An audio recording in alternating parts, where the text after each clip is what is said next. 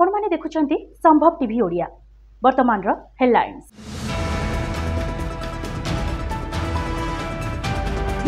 नयागढ़ जिला ओडगाँ थाना रोही बांकोठारे थिबा मां मंगला राइस मिल रे अघटन। मिल रे 2 जन श्रमिकंकर मृत्यु घटिछि।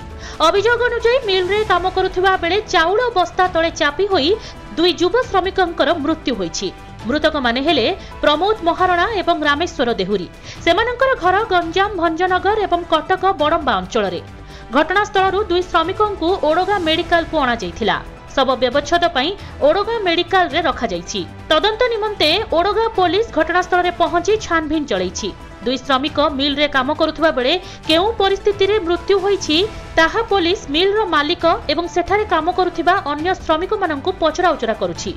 एपटे मृतक परिवार पक्षरु क्षतिपूरण दाबी रे ओडगाँ थाना रे मिल मालिकंक विरुद्ध रे एतला दायर करा जाइछि।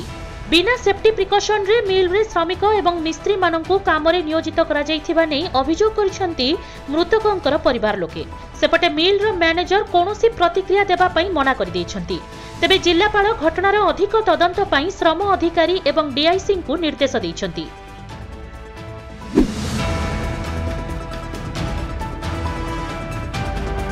मुख्यमंत्री कर कमल रे लोकार्पित हेला 132/33 केवी उच्च क्षमता संपन्न ग्रिड सबस्टेशन। उपखंड रे उन्नत मानर विद्युत सेवा पाइबे उपभोक्ता कहिले विधायक पद्मनाभ बेहेरा। राज्यवासी गुणात्मक विद्युत सेवा जोगाण लक्ष्य रे सुवर्णपुर जिला वीरमहाराजपुर उपखंड रानीपुर ठारे 131/33 केवी वीरमहाराजपुर ग्रिड सबस्टेशन ओडिशार मान्यवर मुख्यमंत्री श्रीजुक्त नवीन पट्टनायक करकमल रे आभासी जरिया गत सोमवार दिन लोकार्पित हो जाइछि। एई ग्रिड सबस्टेशन द्वारा वीरमहाराजपुर उलुंडा और सुबलया अंचलर 39,000 रु ऊर्ध्व विद्युत उपभोक्ता निरंतर तथा गुणात्मक विद्युत सेवा पाई परिबे। वीरमहाराजपुर रानीपुर ठारे अनुष्ठित विशेष उद्घाटनी उत्सव कार्यक्रम रे अतिथि भावे स्थानीय वीरमहाराजपुर विधायक पद्मनाभ बेहेरा, अध्यक्ष जिला परिषद श्रीमती सुपार ठेला, सुवर्णपुर जिलापाल श्रीमती अबोली सुनील नरवेणे, आरक्षी अधीक्षक श्री अमरेश पंडा, वीरमहाराजपुर ब्लॉक अध्यक्षा श्रीमती शांति लुहा, ओपीटीसीएल ईडी सुदीप्त सेन गुप्ता मंचासीन रहिथिबा बेले GM Santosh Kumar Banchor, DGM Niranjan Panda, DGM Pradeep Kumar Sahu, DGM Dhrubacharan Sahu, GM Manmohan Pradhan, DGM Rajmani Barik, SDO Sujit Kumar Dengaro, Saubhagya Ranjan सामल, मंगल प्रसाद पुजारी, वीरमहाराजपुर उपजिल्लापाल अशोक भोई, उपखंड पुलिस अधिकारी डेलामणि भोई, ब्लॉक उपाध्यक्ष नारायण लुहा, जिला परिषद सदस्य चंद्रकांति दंतांक समेत स्थानीय नेतृ, स्थानीय व्यक्तिविशेष, पंचायत स्तरीय समस्त जनप्रतिनिधि, स्थानीय महिला स्वयं सहायक गोष्ठीर मां माने एवं विभिन्न अधिकारी, विद्युत विभागर अधिकारी तथा गणमाध्यमर प्रतिनिधि प्रमुख उपस्थित रहिथिले। एई ग्रिड निर्माण कार्यक्रम 2016 रु आरंभ होइथिला। एहार निर्माण कार्य एएसपी एनआदी सिस्टम और कंस्ट्रक्शन प्राइवेट लिमिटेड करिथिला। तेबे एही कार्यक्रम को जुगल किशोर मिश्र संयोजना करिथिले।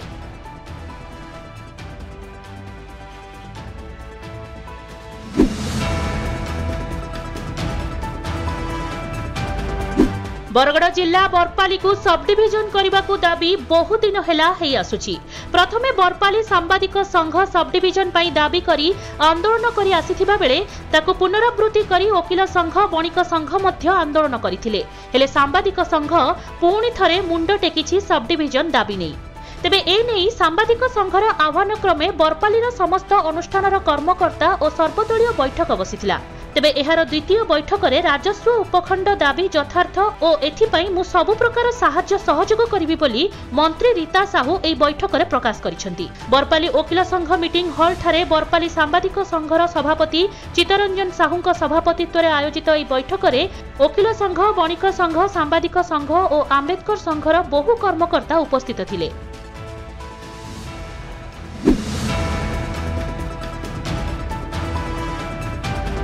गत मंगलवार बलांगीर जिला विभिन्न अंचलर 114 जन वरिष्ठ नागरिक राज्य सरकार वरिष्ठ नागरिक तीर्थयात्री योजना जरिया वृंदावन, मथुरा और आग्रा तीर्थयात्रा निमंते बलांगीर जिला पर्यटन कार्यालय बाहरी संबलपुर जाइछंती। संबलपुर गतकाली स्वतंत्र तीर्थयात्री ट्रेन जोगे वृंदावन, मथुरा और आग्रा निमंते यात्रा करिछंती।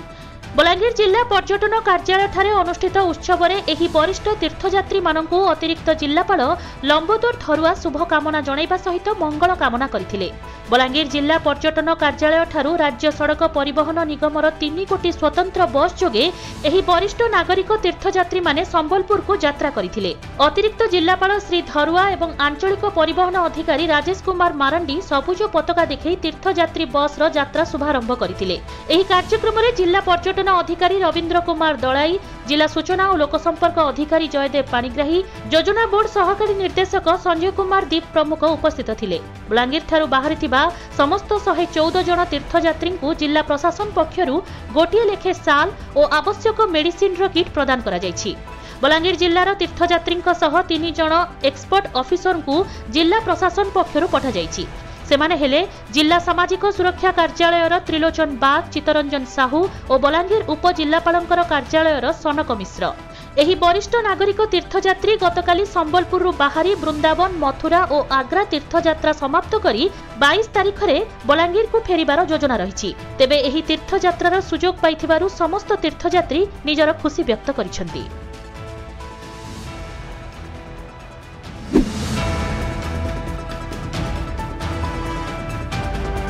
भद्रक जिला भंडारीपोखरी तहसिल डाक बंगला ठारे विधायकों प्रतिनिधि इंजीनियर प्रयासकांति सामल द्वारा गणमाध्यम प्रतिनिधि मानक नहीं एक बंधु मिलन उत्सव अनुष्ठित हो जाइछि।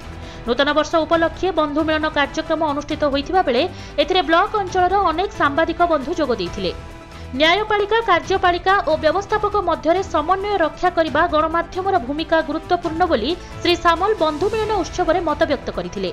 एहा छड़ा वर्तमान प्रकाश पाइथिबा आवास योजना रे जेउ भली त्रुटि विच्युति परिलक्षित होईछि ताहा उपरे समस्त गणमाध्यम प्रतिनिधि माने खबर प्रसारण करी सठिक हिताधिकारी चिन्हटरे प्रशासन को सहयोग करबाकू विधायकों प्रतिनिधि कहिथिले। आयोजित बंधु मिलन उत्सव में बीजेडी नेता देवेंद्र दास, सत्यानंद महापात्र, बिरेंची नारायण राउत, लाला ललित नायक, अशोक बारिक, मंटू नायक प्रमुख उपस्थित थिले।